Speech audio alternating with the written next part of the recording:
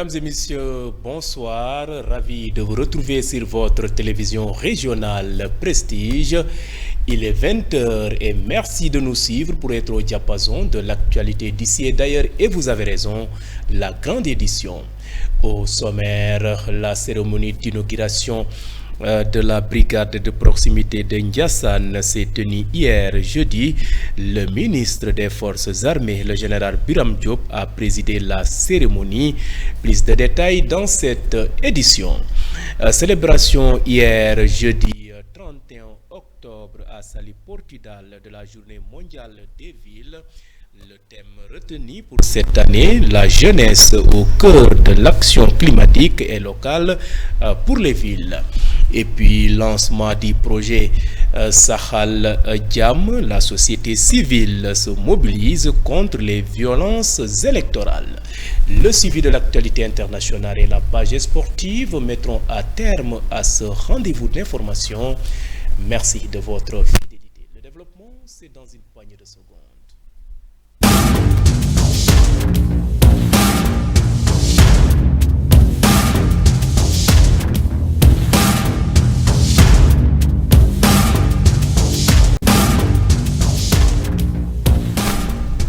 Bienvenue, démarrons ce rendez-vous d'actualité sous forme de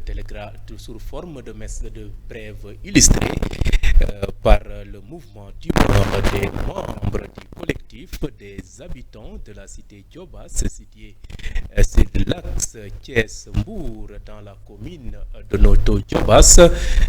Ces habitants étaient en état d'alerte ce vendredi matin. Selon leur porte-parole Fallou Sek, que vous voyez à travers ces images de Doudou Dieye et Moussa Mbaye, le promoteur de cette cité n'a pas rempli la majeure partie des conditions fixées lors de l'attribution des parcelles. Ce vendredi, les agents de l'Aquatec se sont présentés pour fermer leur robinet et les habitants se sont opposés à ces derniers. Pour Fallou Sek, le promoteur veut attribuer la fourniture d'eau au niveau du site à la société Aquatec et cela ne faisait pas partie des clauses. Ainsi, les habitants de la cité Djobas se disent être déterminés à mener le combat jusqu'à l'obtention de gain de cause, car ils disent être dans leur droit, raison pour laquelle ils lancent encore un appel aux nouvelles autorités pour que le Djoubanti Djoubal soit appliqué à la cité Djobas. Et présentement et à présent, cap maintenant dans le département de Tivaouane où la brigade de proximité de la gendarmerie de Ndiassane a été inaugurée hier jeudi par le ministre des Forces armées. Cette cérémonie a vu la présence des autorités administratives, politiques et religieuses, ainsi que les habitants de la cité religieuse de Mam Boukounta. Le ministre des Forces armées, dans son discours, est revenu sur l'importance de ce joyau qui va contribuer à la sécurisation des personnes et de leurs biens. Le général Biram Diop, que je vous propose de suivre au micro de nos confrères de Thiès24.com. La cérémonie d'inauguration de la brigade de gendarmerie de proximité de Ndiassane. De division Martin Faye, gendarmerie de proximité de Ndiassane. Je voudrais, à l'entame de mon propos, vous remercier chaleureusement d'avoir pris part à cet important événement qui s'inscrit dans la dynamique de la prise en charge effective par l'État de la sécurisation du département de Tivaouane. Mesdames et messieurs, honorables invités, l'implantation des nouvelles unités de proximité de gendarmerie dans nos contrées traduit la volonté inébranlable de son Excellence M. Bassirou Diomaye Diakhar Faye, chef suprême des armées, de faire de la sécurité des personnes et de leurs biens une priorité absolue. Aujourd'hui, c'est avec une grande satisfaction que je constate que le dispositif sécuritaire mis en place sur le territoire national par les forces de défense et de sécurité est en parfaite cohésion avec la vision du président de la République qui est d'assumer notre propre souveraineté sécuritaire face aux défis auxquels notre pays est confronté dans un contexte de crise profonde et complexe dans notre sous-région.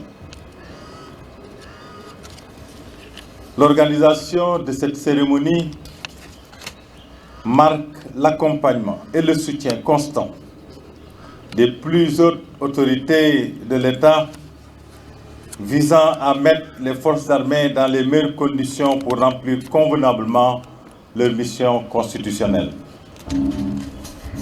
Elle traduit aussi l'engagement du général de division Martin Faye, au commandant de la gendarmerie et directeur de la justice militaire, à poursuivre la montée en puissance de la gendarmerie déclinée dans le plan d'urgence et d'équipement spécial 2021-2025.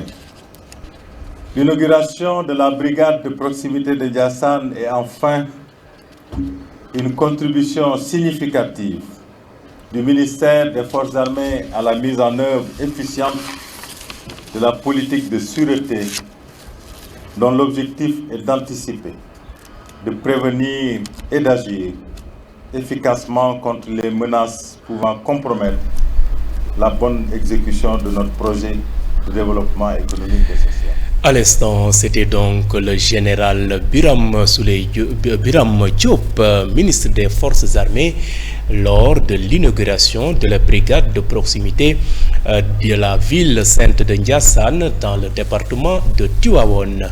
Et à présent, prenons la direction du département de Mbour, plus précisément à Saly Portudal, où a été célébré hier jeudi 31 octobre, la journée mondiale des villes.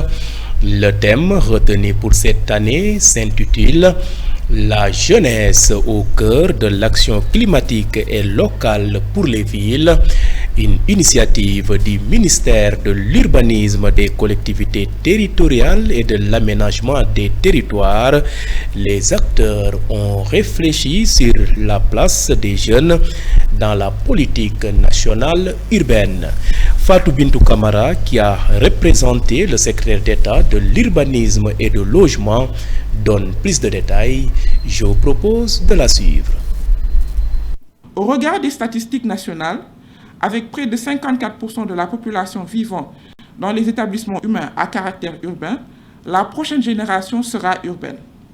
Et l'avenir du Sénégal se construira dans les villes.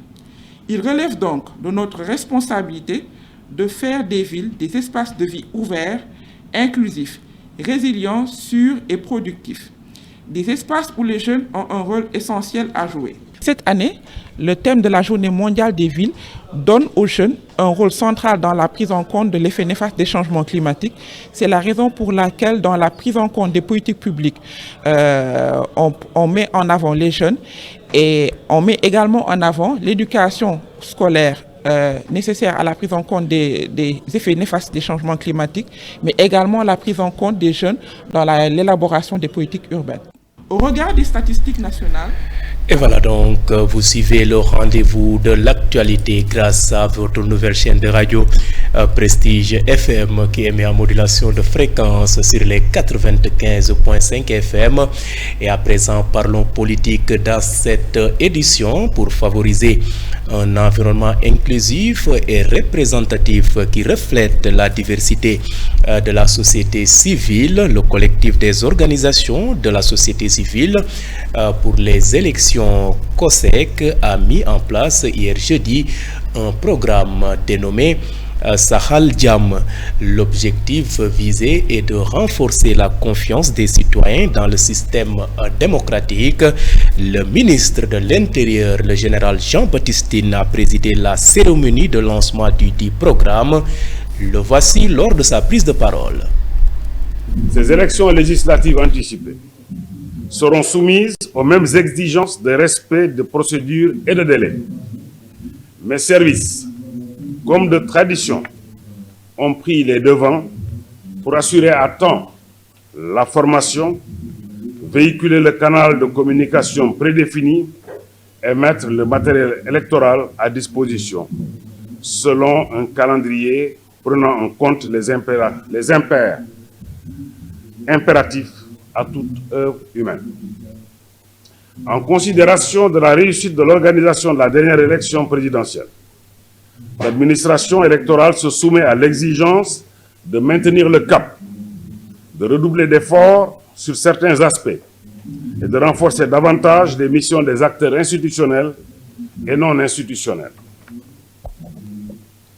Ce rendez-vous ne peut constituer un fardeau pour les citoyens que nous sommes, d'autant que nous mesurons la responsabilité qui pèse sur nos épaules de répondre favorablement à l'appel de la République pour une nette et parfaite organisation.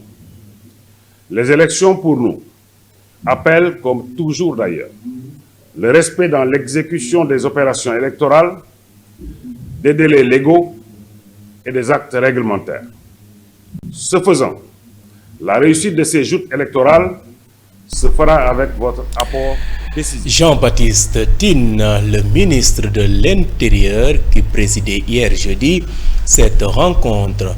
Restons toujours sur cette rencontre qui s'est tenue à Dakar et sous forme de brève illustrée. La paix est l'affaire de tous et c'est ensemble que nous parviendrons à bâtir un Sénégal où règne la justice, l'équité et le respect des droits de chacun, selon Babacar Gueye, qui revient aussi pour affirmer que la promotion de la paix et la prévention de la violence sont dès lors une entreprise de longue haleine qui transcende des périodes électorales, a déclaré ce dernier. Le président du collectif des organisations de la société civile pour les élections COSE intervenait lors de la cérémonie de lancement du dit projet Sahal Jam, une initiative du consortium 3D COSEC GRAD qui vise à renforcer l'engagement de la société civile en faveur d'élections transparentes et inclusives. Pour Babacar Gueye, il rassure que Sahal Jam, promouvoir la paix en Wolof, n'est pas un simple slogan, il traduit une exigence de responsabilité collective face à une réalité sociopolitique préoccupante, la violence qui interpelle tous les acteurs, tous les segments de notre société, a-t-il affirmé, et selon lui, les acteurs de la société civile regroupés au sein de ce consortium veulent apporter une réponse au risque de désagrégation de la cohésion sociale et d'y vivre ensemble. Et à présent, place sur ce qui fait l'essentiel de l'actualité nationale après ce jingle.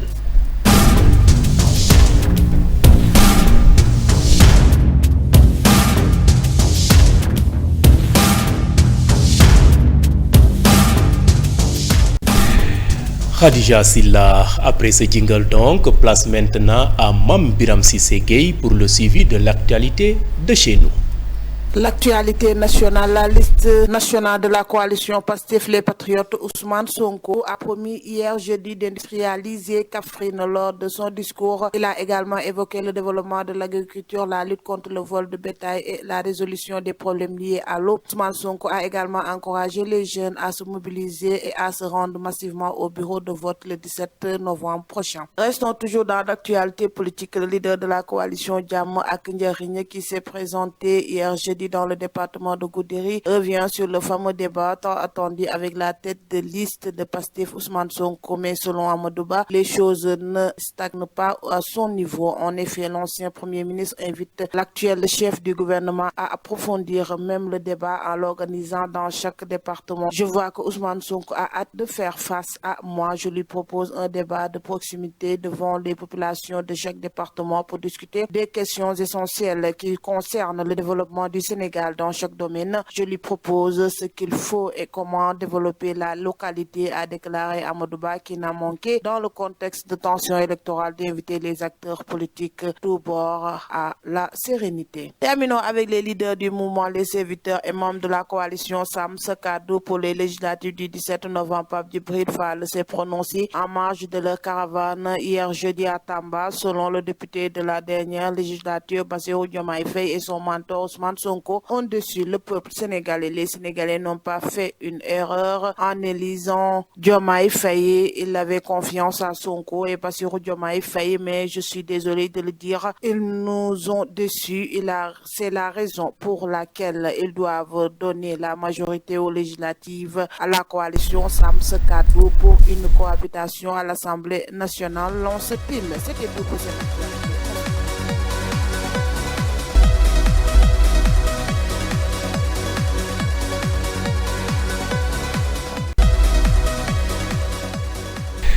Ce jingle marque le point de départ de l'actualité internationale qui va nous mener aujourd'hui au Moyen-Orient, aux États-Unis.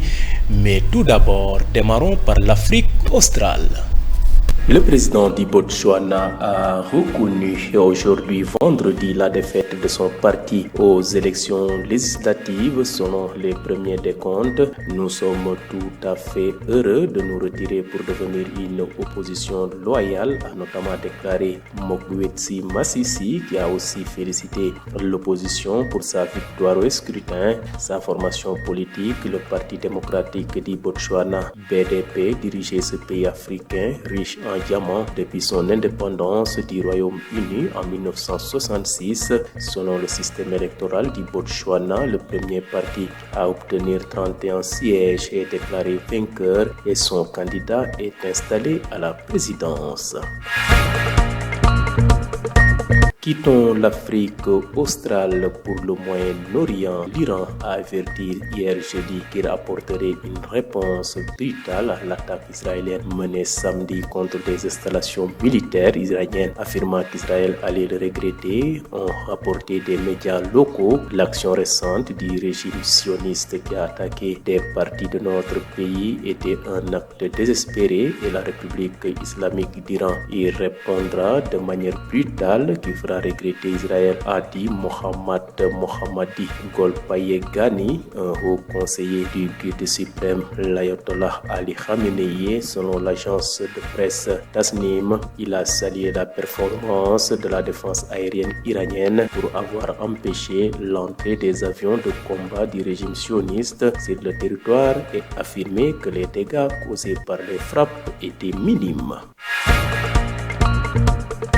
Bouclons ce rapide survol de l'actualité internationale aux États-Unis où, à quelques jours de l'élection présidentielle américaine, Donald Trump et Kamala Harris continuent leur campagne électorale dans l'ouest des États-Unis. Les candidats à la présidentielle américaine se sont rendus dans les États clés de l'Arizona et du Nevada à quelques jours d'un scrutin qui s'annonce particulièrement serré. Aujourd'hui, vendredi, en Arizona, Donald Trump s'est entretenu avec Tucker Carlson, présentateur vedette des médias américains d'extrême droite. Le candidat républicain a affirmé qu'il était en tête des sondages. De son côté, son opposante démocrate, la vice-présidente Kamala Harris, a organisé un grand rassemblement à Las Vegas aujourd'hui vendredi matin. Elle a appelé les électeurs du Nevada à voter oui lors du référendum sur l'inscription du droit à l'avortement dans la constitution de l'État en novembre prochain. Auparavant, Kamala Harris a accueilli sur scène la chanteuse portoricaine Jennifer Lopez.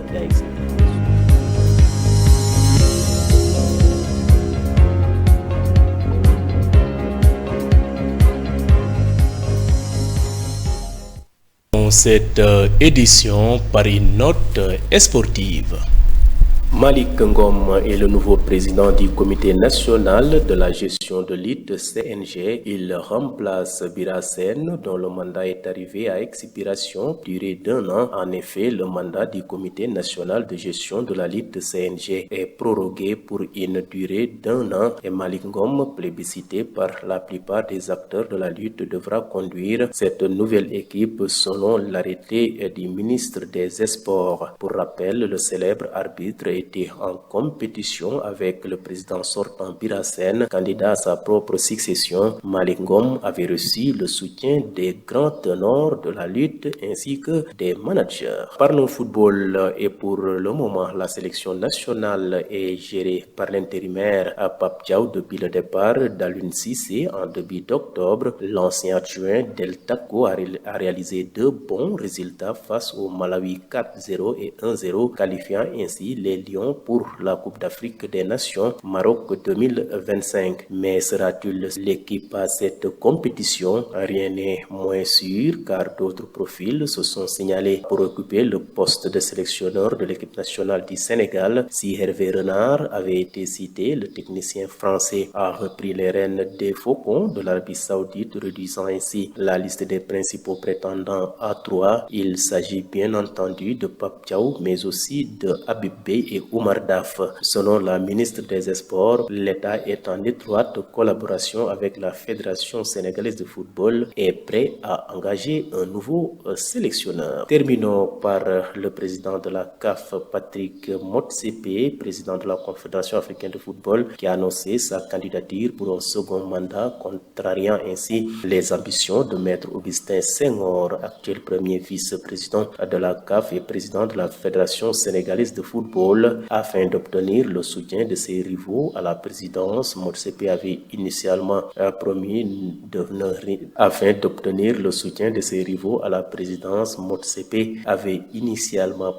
de ne faire qu'un seul mandat. Cependant, face aux sollicitations pressantes de nombreuses personnalités du football africain, il a décidé de se présenter. Cette décision pourrait mettre Maître Augustin Senghor dans une situation délicate car il avait soutenu Motsepe en 2021 avec l'espoir. Et voilà, cette note sportive met fin à ce rendez-vous d'actualité.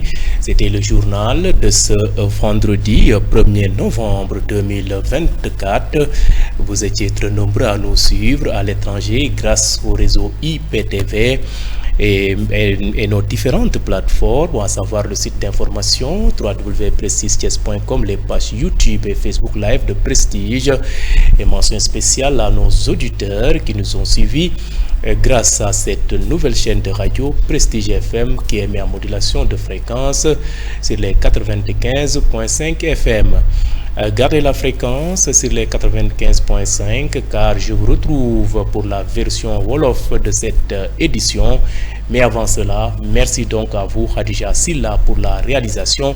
Elle était assistée de El Hadji Sène. Gardez la fréquence, je vous retrouve d'un moment à l'autre.